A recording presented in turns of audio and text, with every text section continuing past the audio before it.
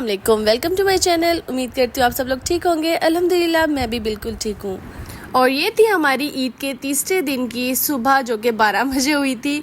हम लोग ईद पे थोड़े से रिलैक्स होते हैं, ज़ाहिर बात है, और कोई इतना ज़्यादा काम होता नहीं है, सिर्फ मिलना मिलाना ही होता है। तो इस वजह से रातों को जाके कभी मूवीज़ वगैरह देख ली या वैसे ही बातें कर ली, तो इस वजह से जागते जागते ना बहुत ज़्यादा देर हो जाती है। और सुबह ये भी टेंशन नहीं होती कि बच्चे ने स्कूल जाना है या हस्बैंड ने ऑफिस जाना है, छुट्टियां होती हैं। और यहाँ पे बड़ी अच्छी हवा चल रही थी, आज कोई समझ से बाहर था कि मुल्तान में हवा चल रही है। ठीक है, गर्मी थी लेकिन हवा हल्की हल्की चल रही थी, तो उससे थोड़ा सा मौसम बेहतर लग रहा था। सुबह सुबह उठ के जो सबसे मुश्किल काम होता है ना किसी भी लड़की के लिए, वो होता है नाश्ता बनाना। सच में सुबह जब आप खड़े होते हो चूल्हे के सामने, तो सच में जान निकल रही होती है। बंदा वैसे नींद से उठा हुआ होता है। अच्छा, पहले तो इस देगची को इग्नोर करिएगा, दूध बहुत ज़्यादा बॉईल हो गया था, तो इर्द गिर्द लग गया था और इसीलिए बहुत ज़्यादा गंदी हो रही थी। अच्छा, मैं आपसे बात करने वाली थी कि मेरे साथ क्या ब्लेंडर हुआ है सुबह सुबह। मैंने सोचा कि शक्कर ख़त्म हो रही है तो मैं गुड़ डाल देती हूँ चाय के अंदर, और मुझसे सबसे बड़ा ब्लेंडर ये हुआ। मैंने क्या किया है, दूध के अंदर डायरेक्ट मैंने गुड़ डाल दिया।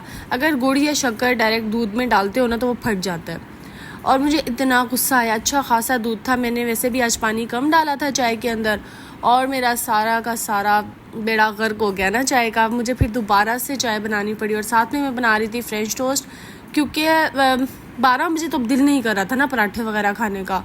और साथ में मैंने तवा निकाला, तो पता नहीं आजकल इस तवे से मुझे इतनी इरिटेशन हो रही है। इसको मैंने साफ़ भी किया लेकिन इसकी शक्ल सही होने पे नहीं आ रही यार। इसको जो मर्ज़ी कर लो, अब मैंने ना इसको चेंज ही करना है। अब बहुत गंदा हो गया, मुझे तो लग रहा है ये टॉक्सिक टाइप कुछ हो गया है, इसको यूज़ करने की ज़रूरत नहीं। और ये है वो देगची जिसको मैंने अब रख दिया था सिंक के अंदर बाद में धोने के लिए, और साथ में मैंने दोबारा चाय चढ़ा दी थी छोटी वाली देगची के अंदर, और साथ साथ दूध भी बॉईल करने के लिए रख दिया था ताकि ये थोड़ा सा बॉईल हो, उसको मैं चाय में डाल दूँ। मेरा ना सच में काम बढ़ गया। जितना इंसान सोचता है ना कि काम जल्दी जल्दी हो जाए, और मैं वाकई जिस दिन सोचती हूँ ना कि आज जल्दी से काम कर लूँगी, उस दिन कुछ ना कुछ ऐसा होता है कि मेरा टाइम एक्स्ट्रा लग जाता है, और सही में ना बड़ा गुस्सा चढ़ता है मुझे इस चीज़ पे। और खैर, यहाँ पे मेरा नाश्ता बन गया था। फ्रेंच टोस्ट बहुत मज़े के बने थे। अर्श भी बहुत शौक से खाता है, मैं और मेरे हस्बैंड भी बहुत शौक से खाते हैं। है नाश्ता करने के बाद अर्श और इसके बाबा तो देखने बैठ गए कार्टून्स, और ये काफ़ी देर तक देखते रहे। मैं चुप करके साइड पे बैठी रही, अपनी एडिटिंग वगैरह करती रही। तकरीबन 2-3 घंटे तो इसी में गुजर गए, और उसके बाद सबको भूख लगने लगी, तो मैंने सोचा कुछ इंस्टेंट बना लेती हूँ। मुझे ख्याल आया कि फ्रूट्स पड़े हुए हैं, काफ़ी टाइम से हम लोग फ्रूट चाट सही तरह से खा नहीं रहे, तो मैंने सोचा चलो क्रीम चाट बना देती हूँ, सबको अच्छी लगेगी। इसके लिए मैंने इसमें मलाई डाली है, मेयोनीज़ डाली है, और थोड़ी सी चीनी, नमक और काली मिर्चें, बस इतना सब कुछ डाल दो। बहुत मज़े की बनती है। अगर आपको थोड़ी सी और इसको रिच करना है तो थोड़ा सा दूध डाल दें, और इसका एक बैटर से तैयार करके उसके अंदर सारे फ्रूट्स कट करके डाल दें। बहुत ही मज़े की बनती है, और ज़्यादा मैंगोज़ डालिएगा अगर आपको पसंद है। साथ में मैंने फिर मिल्क शेक बनाने के लिए आम भी काट के रख दिए थे कि फ्रूट्स वगैरह खा के थोड़ी देर बाद में मिल्क शेक बनाऊँगी। ये और बातें, मैंने फिर बनाया नहीं, आम मैंने फ्रिज में रख दिए, रात को ही बनाया था। और अर्श का हमेशा की तरह का यही मसला चलता रहता है कि उसको फ्रूट्स बहुत मुश्किल से खिलाए जाते हैं, वो सही से खा नहीं रहा होता। अर्श के बाबा की तो बस हो गई थी कार्टून से, लेकिन अब बच्चों का क्या कर सकते हैं, ये तो हटते नहीं हैं। तो इसके बाबा सो गए और ये अकेला बैठ के देख रहा था, तो मैंने इससे कहा कि सही से टेक लगा के बैठ जाओ और लैपटॉप को भी सही रख लो, क्योंकि तंग हो रहा था ये। लेकिन घर बैठे बैठे यार इतने तबीयत अजीब हो रही थी कि ईद का तीसरा दिन है और हम लोग अकेले बैठे हैं, क्योंकि घर वाले सारे गए हुए थे। मेरी अम्मी की तरफ मैं एक दिन पहले होकर आ चुकी थी, तो फिर मैं गई नहीं। मैंने अपने लिए अबाया वगैरह निकाला, अपने हस्बैंड के कपड़े प्रेस किए। अर्श को मैंने वही ईद वाला सूट ही पहना दिया, क्योंकि उसका बिल्कुल साफ पड़ा हुआ था।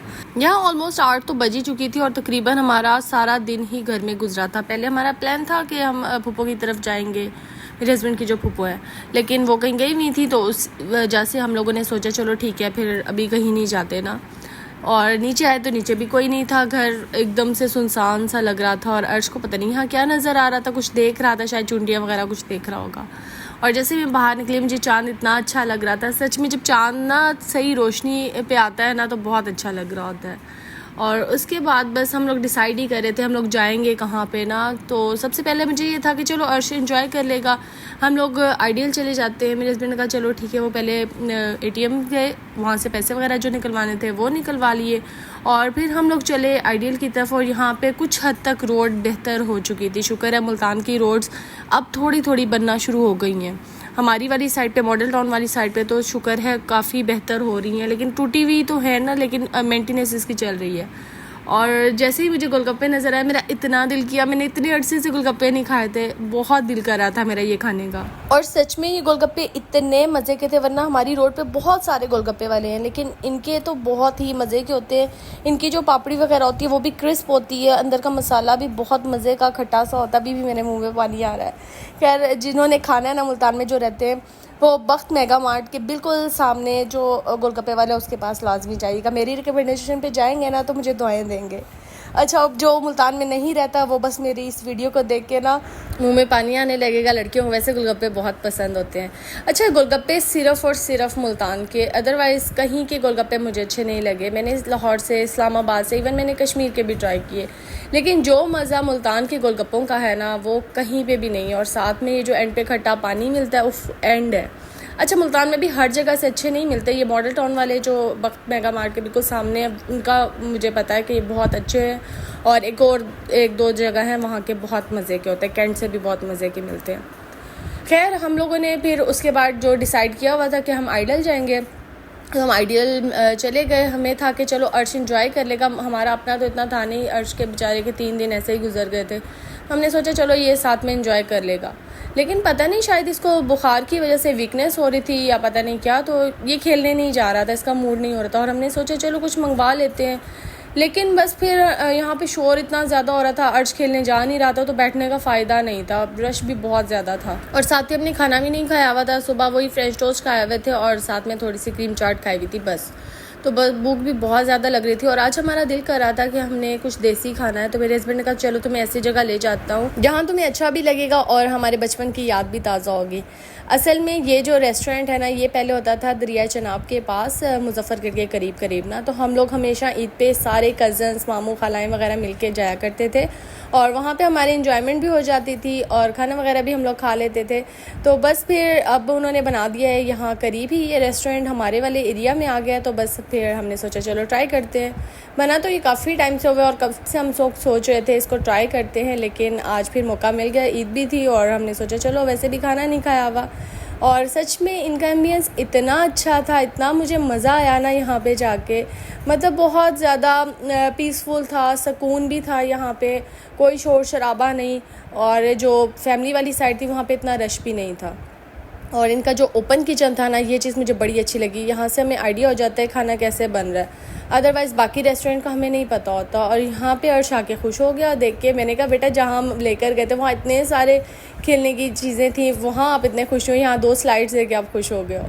खैर उसके बाद हमारे पास खाना आया। खाने में हमने लेबनीज़ कबाब मंगवाए थे और साथ ही लाहौरी कढ़ाई मंगवा ली थी। इनके रेट्स भी बहुत मुनासिब हैं, टेस्ट भी बहुत अच्छा है। मैंने तो अब सोच लिया जब भी मेरा देसी खाने का दिल करेगा ना तो हम लोग इसी रेस्टोरेंट पे आएंगे, क्योंकि यहाँ पे वैसे भी इन्वायरमेंट भी बड़ा अच्छा है, सुकून भी है। मुझे ना सच में किसी भी रेस्टोरेंट में जाके जब तक वहाँ का इन्वायरमेंट अच्छा ना लगे ना, मेरा खाना खाने का भी दिल नहीं करता। मुझे हमेशा सुकून चाहिए होता है, पीसफुल इन्वायरमेंट चाहिए होता है जिसमें जाके आप आराम से बैठ के खाना खा लें। और यहाँ पे मैंने अपनी प्लेट रेडी कर ली थी। गार्लिक नान था, लेबनीज़ कबाब, थोड़ी सी कढ़ाई ले ली और रायता। मुझे तो इनका रायता भी सच में बहुत मज़े का लगा था, क्योंकि अक्सर रेस्टोरेंट पे इस तरह होता है कि रायता वो बहुत पतला पतला सा रख देते हैं, लेकिन ये बिल्कुल प्रॉपर दही वाला बना हुआ था। ग्रीन जो होता है धनिया और पुदीने वाला रायता, वो सच में बहुत मज़े का था। और यहाँ पे हमारा खाना एंड हो चुका था और चलने की बारी। बिल भी इतना ज़्यादा नहीं बना था यहाँ पे। फिर जैसे ही हम लोग जाने लगे, अर्श को पता नहीं क्या हुआ, हम पहले उसे कह रहे थे कि बेटा जाएं, खेल के आ जाएं, लेकिन वो जा ही नहीं रहा था। जैसे ही हम लोग निकलने लगे ना, उसका एकदम से ध्यान गया और कहने लगा कि नहीं मैंने तो खेलना है, पहले मुझे 2-4 स्लाइड्स लेने दें। यार हम लोग 10-15 मिनट इसके लिए वेट करते रहे हैं, चलो ये खेल ले थोड़ी देर, अब इसका दिल ये ना हो दुखा रहे और ये बाद में भी रोए घर जाके। आए तो हम इसी के लिए थे, अगर यही इंजॉय ना करता तो हमारा आने का फ़ायदा ही नहीं था। यहाँ पे अर्श जैसे ही गया ना तो इसका वापस आने का दिल ही नहीं कर रहा था। हम इसको कह रहे थे कि बेटे बस अब कर दें, 10-15 मिनट हो गए हैं, लेकिन इसका दिल ही नहीं कर रहा था बाहर आने का। और मुझे अफसोस भी हो रहा था कि ये पहले चला जाता, लेकिन पहले पता नहीं शायद यहाँ पे बड़े बच्चे थे जिसकी वजह से ये थोड़ा डर रहा था।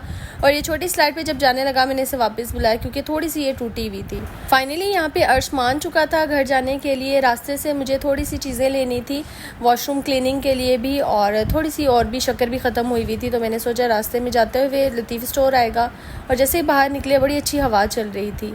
अच्छा, यहाँ पे मैंने बास्केट वगैरह उठा ली और अर्श ये कह रहा था कि मैंने पकड़नी, मैंने कहा नहीं बेटे अभी रहने दें, जब इसमें सामान डाल लूँगी ना उसके बाद आप इसको लेके चलना। और मैं देख रही थी कि किस साइड से जाऊँ जहाँ पे मुझे सारी चीज़ें मिल जाएँ। और यहाँ पे मैंने जो वॉशरूम क्लीनर होता है, तेज़ाब वगैरह, फ़िनाइल, सर्फ और साथ में शक्कर, बस इतनी सी चीज़ें लेनी थी और कुछ भी नहीं लेना था। उसके बाद वापसी पे हम लोग लेयर्स चले गए। यहाँ पे अर्श को मैंने केक वगैरह लेकर देना था। इनके केक इतने ज़्यादा मज़े के होते हैं ना, एक क्रेविंग और एक लेयर्स, इन दोनों के मुझे बहुत ज़्यादा पसंद है। रेट भी थोड़े मुनासिब है, इतने ज़्यादा इनके प्राइस नहीं होते। और अर्श को वैसे ही बहुत पसंद है, तो अर्श के लिए मैं गई से वादा भी किया हुआ था। बस उसके बाद हम लोग यहाँ से निकले और सीधा हम लोग घर की तरफ गए।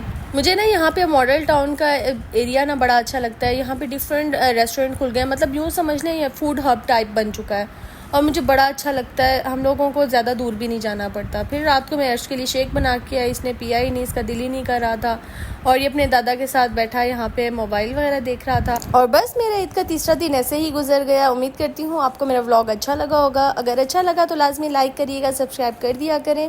मिलती हूँ आपसे न्यू वीडियो में, तब तक के लिए अल्लाह हाफिज़।